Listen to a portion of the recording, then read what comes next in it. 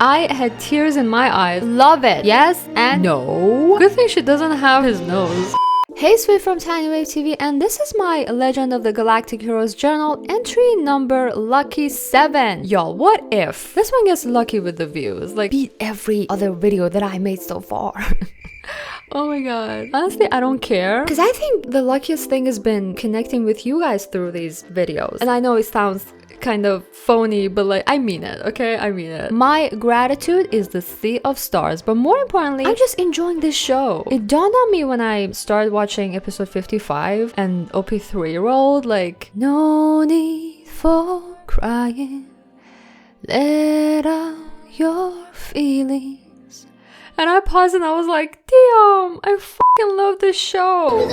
Oh my god. I had tears in my eyes, I'm not kidding. Maybe it was the hair, because look at this beauty, oh my god. Visuals, 10 out of 10. The music, alright, I can't decide because I love the other two songs as well. But overall, the best Legend of the Galactic Heroes OP yet, period. Same was for ending number 3. It's freaking gorgeous. But let's talk about this episode first. So Hilda and her dad had this conversation and the dad was like, yo, growing up you were never into girly things. You're such a tomboy. Maybe that's why you got His Majesty's trust. And I was like, no!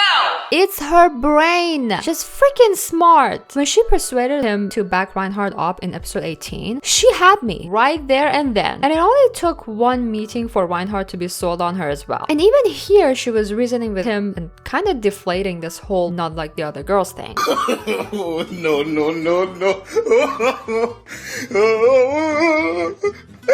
I mean, I don't know, Mr. Tanaka has got me conflicted here. Because like, if he's actually using this argument to somehow lift Hilda, that doesn't make sense with the kind of amazing characterization that is done so far for her. Or it could be just me confusing my own perception for author's intention, I don't know. Moving on to Wenli's wedding. Having Wenli's name attached to an apostrophe S followed by the word wedding is almost as surreal as him meeting Reinhardt. And oh my god, his hair. It was not herring. Yeah. My girl Frederica though, perfection. And Julian, he better not turn into an alcoholic. I wasn't excited about him taking the journey to Terra, but I was pleasantly surprised thanks to Poplin. Hi. Okay. Let's see where this goes. Episode 56 was yet another galactic documentary, but this time Julian had company. Now I have a question for y'all. Who would you want to watch one of these documentaries with? I go for Poplin. I think we would have a good time. I'm not thirsting. I'm just saying. This cousin of Hilda's was always kind of sus, but damn did they create a scene in episode 57. This was a dire situation. I mean, look at Kessler. Everyone is pressed AF. Hilda's about to have a stroke, and I really just want to focus on what's going on, but these new uniforms...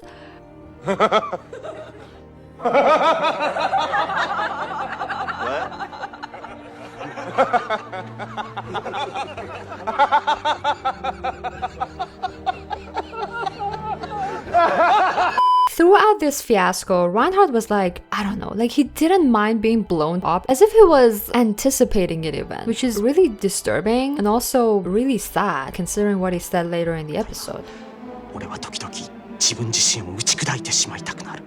And...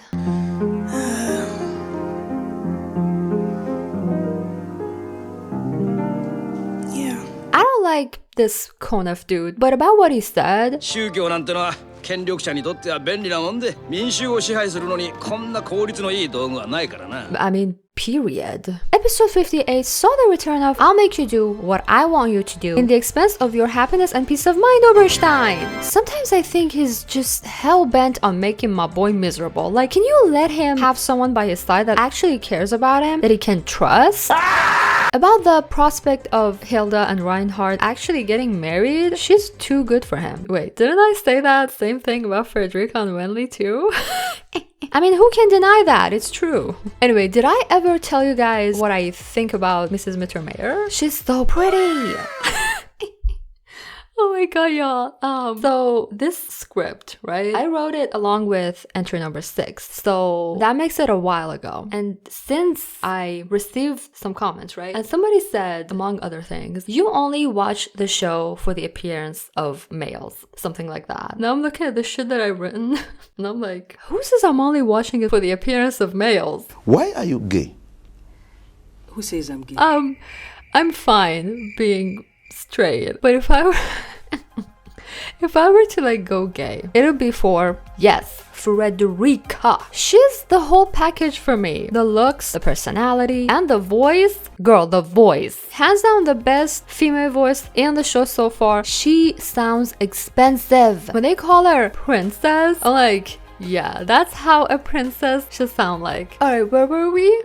Yeah, Mittermeyer's living room. We got the wine, we got the Chopin playing in the background, the pretty wife out of sight, the perfect setting for some manly gossip. And then we got Rue had some hot tea to spill. Has he found his equal in twistedness? We shall see. The next episode starts with the Galactic documentary Golden Bomb Edition.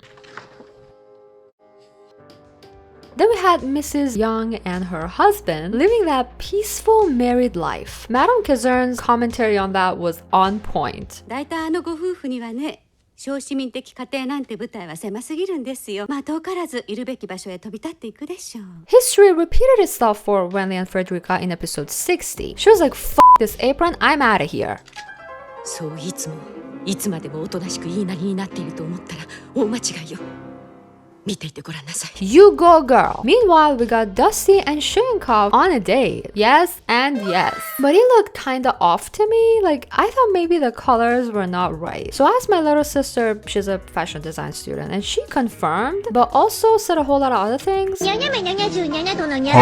me try and fit some of it here. So she thought the problem was the coat. He either has to lose the coat and everything else is fine color-wise. The gold chain is nice, add a gold wristwatch, fold up the sleeves, tuck in the shirt, you're good to go. Or keep the coat, lose the chain, change into a shirt in some shade of brown, and chocolate-colored pants. If she had to style him though, she thought this whole vibe ain't it for this occasion. She'd have him wear either a navy blue or a dark cherry red suit. If I were to style him, I'd just take everything off. Dusty's potential as a character has been wasted in this show so far, if you ask me. But we got 50 more episodes to go, so maybe I changed my mind. So the date is over, we're in the car, shit's about to get real. I mean, in the plot, damn it. I'm not shipping these two, okay? Anyway, so this is the situation, and then Schönkopf just spills the tea on Corinne. What? Well, good thing she doesn't have his nose.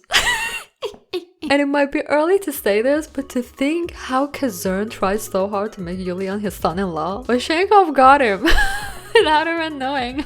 Schönkopf told Dusty, when I think back on my debauchery when I was 19 or 20, and Dusty was like, what, you break out in a cold sweat? I was like, no, I want to go back. That's a man of culture for you. Anyway, we're at the end of this entry, but before I bid you all farewell, let's talk about the ending. I love it.